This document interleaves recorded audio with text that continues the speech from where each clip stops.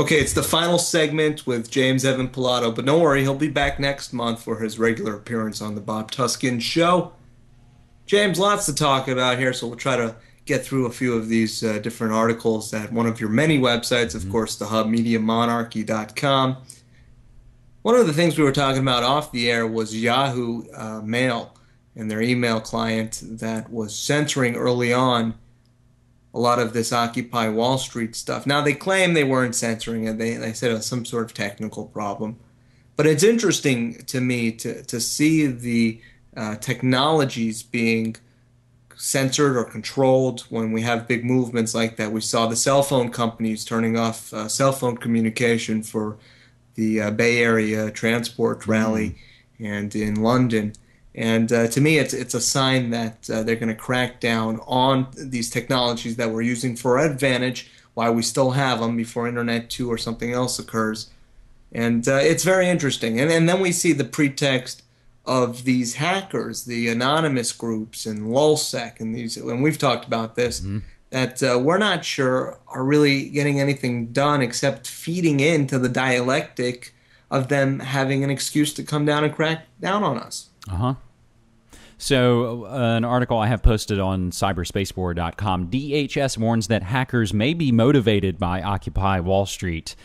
The protests have been a way to fuel people's anger at Wall Street, and the Department of Homeland Security is concerned such high-profile events may inspire hackers to once again target big financial institutions.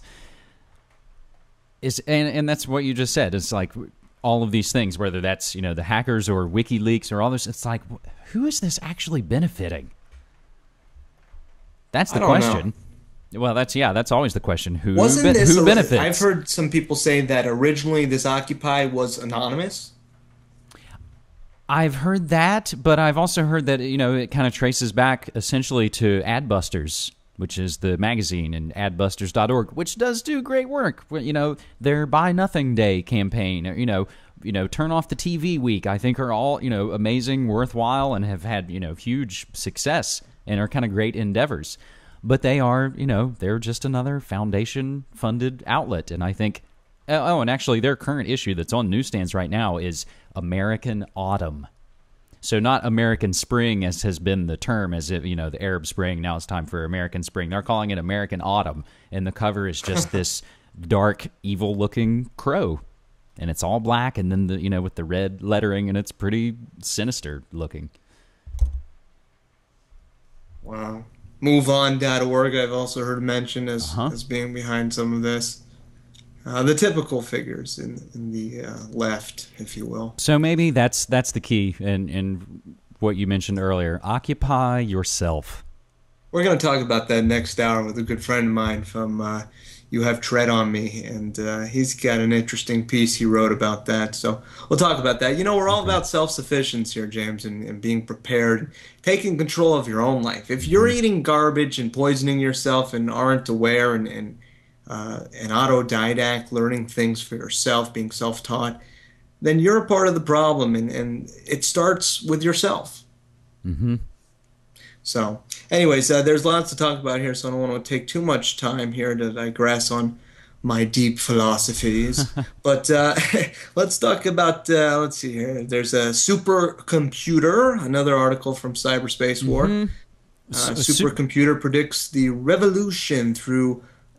What is this? I think it's pronounced culturomics, but it's culturomics. Okay, thank you. I think it's basically almost something like the WebBot project, basically going through all of the web to look for signs of unrest or revolution. And this article from the Singularity Hub is essentially mostly talking about all the things that led up to the Arab Spring, and that they can categorize it and go sentiment mining and discover and look at it and go, oh, well, okay, we could predict all these things were going to happen. So it sounds pretty similar to, for those of our listeners who are already aware of the WebBot, to that. But if you don't know about the WebBot, Cliff High's got this program where he looks at algorithms, and he's got a deep science behind it. I actually interviewed him on Truth Frequency a while back, so check that out if you're interested in that stuff. So it's very interesting that they're being able to predict this stuff, and if they can use it to predict things like this, what else are the powers that shouldn't be using this technology for? They Hmm. have to be aware of it. And and that almost brings up the seed vaults and all of those things. Like, wow, they kind of look like they're prepping for something, and they're not going to tell us what it is until it's far too late for us. And hell, maybe it even is anyway.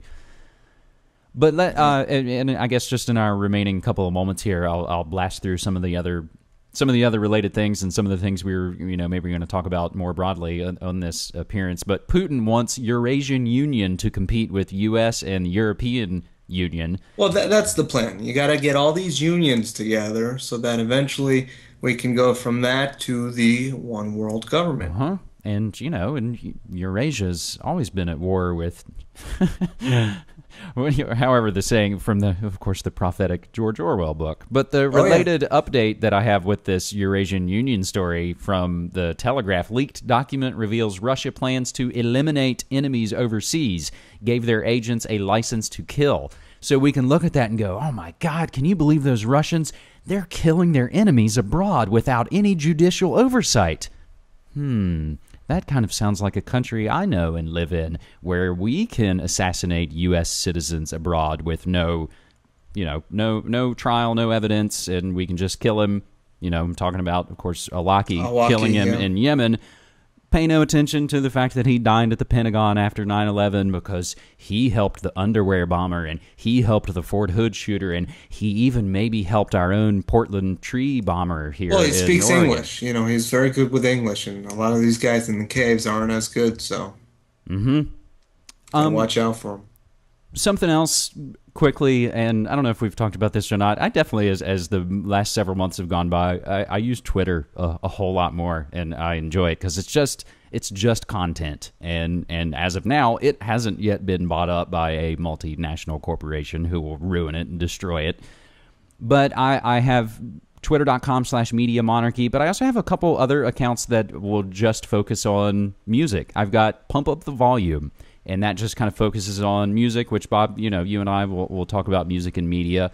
And I also have twitter.com/navigate Netflix. So in lieu of, the production of the forthcoming third episode from navigatingnetflix.com, I have the page set up and have the Twitter account, so I'll still just kind of talk about and discuss, things that are on Instant Watch or film news or, things that are kind of within that area. And there are so many great things to watch on Netflix or Quickster or whatever your portal may be. I don't really care how you get the media. I think it's important that you do Yeah. get the media.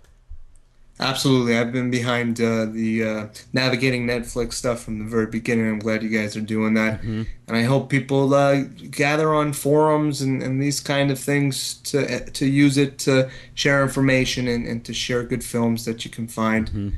We got to use these resources while we still have them, Yep, James. And yep.